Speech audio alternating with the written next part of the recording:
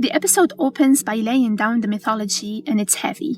Long ago, after heaven and earth were created, a demon king named Vasavati invaded the human realm, devouring people to grow stronger. That forced the crown prince of the celestial realm to step in, triggering a massive war that nearly wiped out humanity. After that, new rules were put in place. Gods and demons can't just walk into the human realm anymore. Instead, they have to work through chosen humans, people who can channel their power. And these people, they're called agents from above. That's the system our main character is stuck in. We meet Han Chi in present-day Dongfeng Market, and right away, you can tell this guy is not your typical hero. He's cold, distant, and clearly tired of dealing with supernatural problems. When Yetsu shows up begging for help, saying a ghost is targeting her father, Han shuts her down instantly. Doesn't believe her, doesn't care, door slammed. But almost immediately something supernatural happens outside, and just like that, Han switches modes. He grabs Yetsu, pulls her into safety, and now he's paying attention.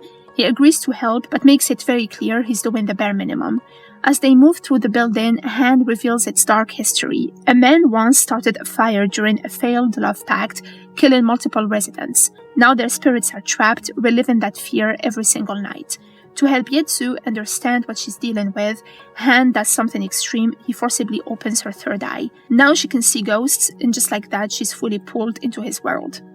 Yetsu starts off as someone just trying to protect her family, but things escalate fast for her. Now she is seeing spirits, dealing with trauma, and realizing that what's happening around her is way bigger than she thought. But she doesn't back down. She keeps pushing Han for answers about the case, about the supernatural world, and eventually about him. And that's when we get the truth. Han reveals that when he was younger, he made the mistake that led to his father's death. The guilt pushed him to attempt suicide, but instead he encountered the Crown Prince. And that's where everything changed. As punishment, his parents' souls were trapped in hell. The only way to free them, become an agent and work off his debt mission by mission. That's why he's like this, cold, detached, focused. He's not doing this to save people, he's doing it to save his parents. Alongside Yetsu's situation, we get a smaller case that actually says a lot about how this world works. At the police station, there is a weird situation, a peeping Tom in a restroom, but no one shows up on camera. So naturally, it gets handed to Han. He tries to handle it alone, but Yetsu forces her way into helping. And his plan, he uses her as bait. The ghost shows up, and instead of being some terrifying monster, it's just a sad guy named Wang Xiaoming. Turns out he killed himself after a breakup, and now he's just lost, depressed, and kind of pathetic. He even asks Han to destroy him, but Han doesn't. Instead, he gives him a choice: behave and wait for the underworld to collect him, or be erased. And that moment is important. It shows that not every spirit is evil, some are just broken. Back to the main case, things get way more complicated.